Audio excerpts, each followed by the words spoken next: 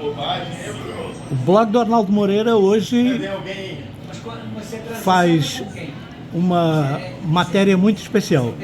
Muito especial por tratar de vinhos, da coluna do blog escrito, que é Vamos Tomar Vinho.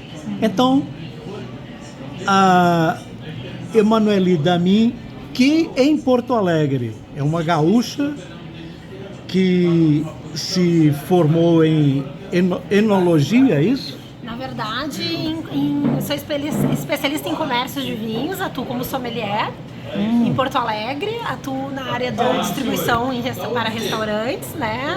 Eu dou muitos treinamentos, consultorias para restaurantes. Sou também professora no curso de sommelier do Senac, em Porto Alegre, que é um curso novo na cidade.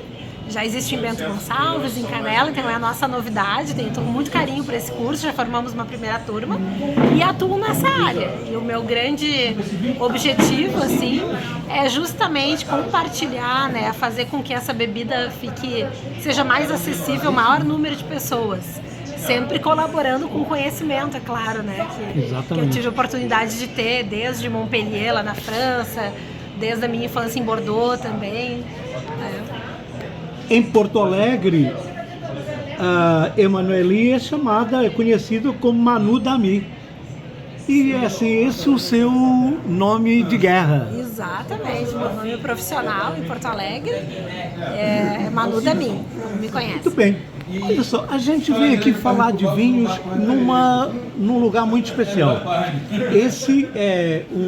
Essa é uma patisserie. Sim. do meu amigo Daniel. Tudo bem? O Daniel tem o Santo Empório. Exatamente. E resolvemos fazer aqui essa matéria. E eu estou impressionada, né, com essa descontração do ambiente, que eu acho que é a cara do Rio. Eu, como turista aqui, fico maravilhada, que eu acho que é o vinho e o Rio de Janeiro juntos. É um ambiente realmente muito descontraído, então eu estou me sentindo bem no meio de vinho, no meio do vinho, mas no Rio de Janeiro. Acho que eu convido todos a vir conhecer. Manu, está se bebendo mais vinho no Brasil? Com certeza a gente viu um fenômeno de pandemia, então as pessoas estavam mais em casa, se viram mais abertas a conhecer. Então é uma bebida que muitas vezes a pessoa associa um consumo mais íntimo, né? Apesar de existir um consumo muito importante nos restaurantes também, mas houve sim esse fenômeno, a gente viu as vendas triplicarem e o consumo médio também aumentar significativamente, principalmente nos vinhos nacionais, né? Que nesse mercado de vinhos nacionais sabemos que 90% são vinhos do Rio Grande do Sul, vinhos gaúchos. Então esse mercado realmente se beneficiou muito, né, da pandemia. Agora, me diz uma coisa, nós aqui, por exemplo, no Rio de Janeiro, nós constatamos um fato. Os vinhos brasileiros são caros. Sim. E você acaba concorrendo e consumindo vinhos portugueses, que são vinhos, você sabe que são vinhos de excelente qualidade, e de repente bem mais baratos dentro da mesma qualidade. A que é que isso se deve? Então, a gente precisa entender o mercado, né, no Brasil de vinhos. Assim, nós somos um mercado relativamente novo, recente. Não temos uma cultura centenária que vem de diversas gerações, então não temos uma produção em larga escala, mas a gente pode explicar o preço, né, do produto, né, do vinho para o consumidor final, principalmente pela questão da distribuição. A gente não pode esquecer que a gente mora num país de proporções assim, continentais. Então essa distribuição ela se torna muito cara, dependemos do transporte rodoviário, ou seja, o aumento da gasolina, isso já impacta na distribuição. E em segundo lugar, sem dúvidas, é a questão da tributação no vinho. Então o que acontece? Na Europa, poucas pessoas sabem, mas o vinho ele é tido, culturalmente ele já é um alimento. E na questão tributária também, ele paga um imposto de alimento. Então isso acontece culturalmente, onde as pessoas na mesa bebem ou vinho ou água junto com a comida, né? Uma coisa sempre está ligada à outra, mas também na questão dos tributos. Então aqui não, aqui nós pagamos um imposto de bebidas alcoólicas. E isso com certeza vai impactar. Além disso, todos os itens que compõem, né, o vinho, essa garrafa, a maior parte deles são importados, desde a cortiça, desde a rolha de cortiça, a garrafa. Então a gente paga imposto sobre imposto. Esses produtos que também são importados também têm esse custo, né? Então a gente não tem uma produção local e brasileira, né, da maior parte desses produtos. Então isso tudo vai impactar no valor final do nosso vinho brasileiro. Mas eu acho que isso já mudou muito.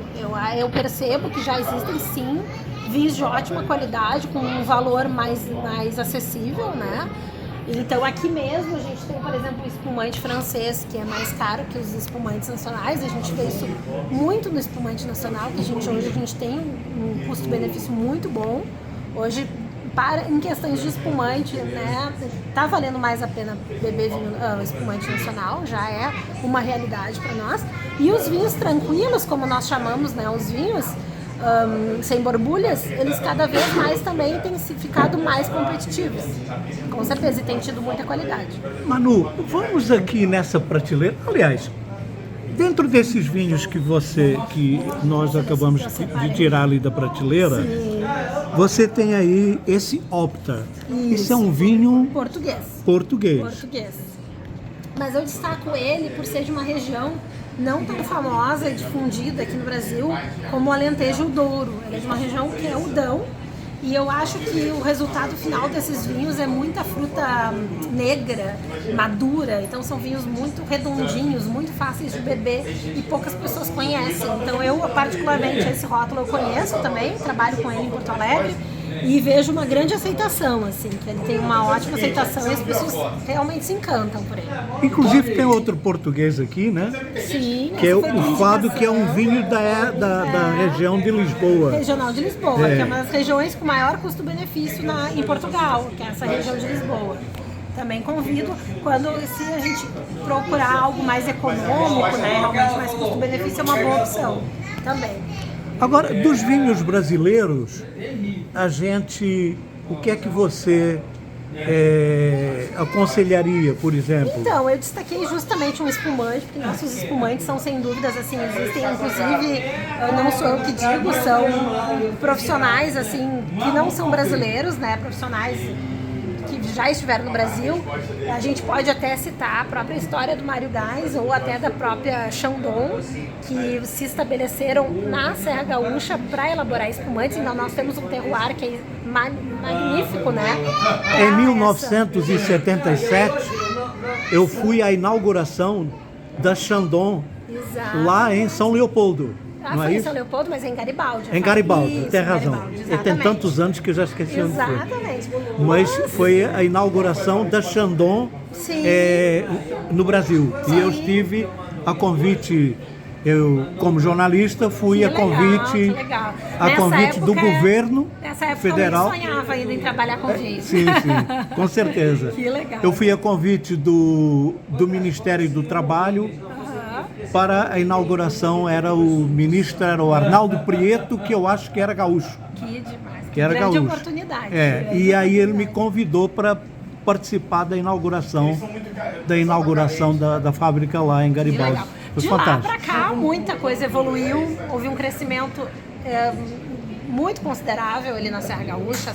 É uma região dos vinhedos, Bento Gonçalves, Garibaldi, todas as cidades, né? Convido todos a conhecer, o enoturismo é fantástico, muitas opções. E eu separei aqui esse espumante da Courmayeur, que também é de Garibaldi, é uma vinícola menor, né? Que é a Chandon, sem dúvida, uma produção muito menor. Mas eu separei esse Nature, de uma edição limitada. Por quê? Nature, as pessoas acham que o Brut equivale ao vinho seco. Quando, na verdade, o Brut ele tem muito mais açúcar que o vinho seco. O que equivaleria em termos de açúcar ao vinho seco seria mais o espumante Nature, porque ele não tem açúcar adicionado na produção, é somente o açúcar residual das leveduras, né? Então, o que as leveduras não transformaram em álcool é o que resta, é até 0,3 gramas de açúcar por litro. o que traz com que a gente possa observar outras notas nesse espumante, né? A gente não fica, não é o açúcar que vai sobressair, sem dúvida são realmente os aromas do vinho, né, que a gente vai perceber. E então, assim, também fica a dica para aquelas pessoas que se preocupam, né, com a dieta, que não querem engordar, ou até para as pessoas que não podem com açúcar. Essa é a minha dica, sem dúvida, é um produto que eu acho incrível e que muitas pessoas que descobrem também se apaixonam. Portanto, o espumante Nature, nesse caso, é o da Courmayeur edição limitada, safra 2022. Ele já tem uma evolução em garrafa, esse espumante. A gente podia dar uma chegadinha ali junto da prateleira de vinhos, porque temos aqui uma gama muito extensa, né? O Santo Empório do Daniel, aqui na Rua das Laranjeiras, 29, sala 228, ele tem aqui uma ampla gama de vinhos. E esses aqui, o que é que você, de que vinho você falaria desses que estão aqui? Essa produção aqui, ela é da Miolo, né, da Gaúcha Miolo, mas é uma produção no Vale do Rio São Francisco, que é bem interessante. Então, a Miolo produz, né, no Vale do Rio São Francisco. Isso é bem interessante. A gente acha que todos os vinhos, né, da Miolo são gaúchos, não. Também tem essa produção e a uva Syrah, ela se destaca muito naquela região. Convido também a conhecer. Aqui tem um vinho muito nobre, né, que é um Sauternes. Então a gente vê que o Daniel tem até, que é um vinho que ele tem a podridão nobre, as uvas são atacadas por um fungo e a gente diz que acaba trazendo muitos benefícios para esse vinho. Então vocês podem observar a coloração dele, é um ouro líquido, né, um vinho muito intenso, um vinho que é um vinho de sobremesa, que é para realmente degustar no final, em pequenas doses, é espetacular. Seria um congênere do vinho do Porto. Exatamente, mas ele é menos adocicado, menos forte, ele é mais uma acidez mais importante, ele não se torna enjoativo. O vinho do Porto a gente tem que consumir um pouquinho menos, porque senão ele pode se tornar um pouco pesado, né? Esse vinho ele é um pouquinho mais leve, mais equilibrado, eu diria, em termos de álcool, açúcar e acidez. Também. Manu, o que é que você... Vamos lá.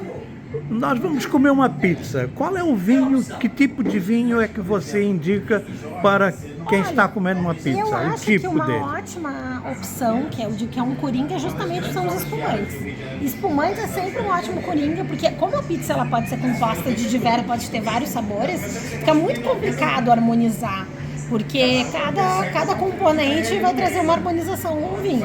Mas para a gente conseguir combinar e que nada atrapalhe, digamos assim, porque sempre tem que ser o mesmo peso, né?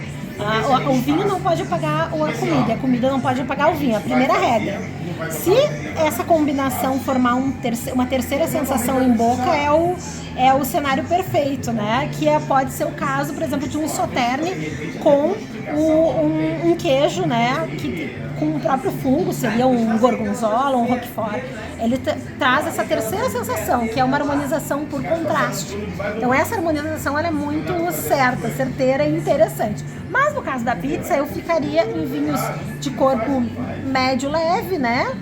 Poderia até ser um vinho português, como aqueles que a gente citou, ou um espumante rosé, né? Eu ficaria nessas opções. Vinho branco não, talvez seja um pouco leve demais, a não ser que seja uma pizza bem leve só de queijo, né?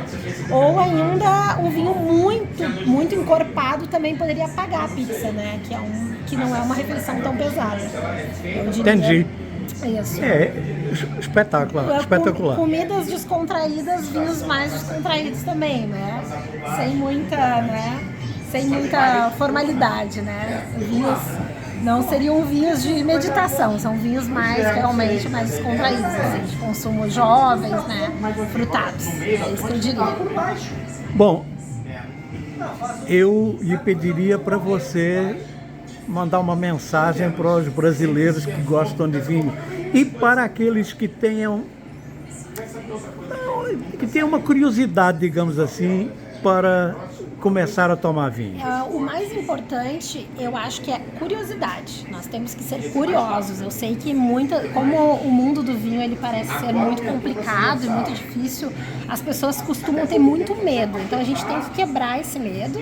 A gente tem que, antes de tudo, ser curiosos.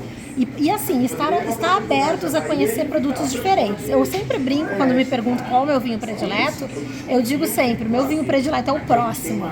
Porque a minha relação com o vinho é justamente essa, é a da descoberta. Não é beber sempre, degustar sempre o mesmo vinho, é conhecer, é ver o diferente e tentar entender aquilo, né? Explorar aquilo. Então é isso, e assim, e a outra, como gaúcha, né, eu vou também convidar todo mundo que venha até o sul, que visitem as vinícolas, que é quando a gente consegue aprender mais, né, a gente consegue entender melhor o vinho, quando a gente tem profissionais abrindo as garrafas e nos apresentando isso. É uma experiência, sem dúvidas, que é enriquecedora. Muito bem. Então, eu desejo a você um bom regresso ao Rio Grande do Sul e bebamos muito vinho. Muitos, até o próximo vinho. Acabou o 10 da noite, é 8h30, e o pessoal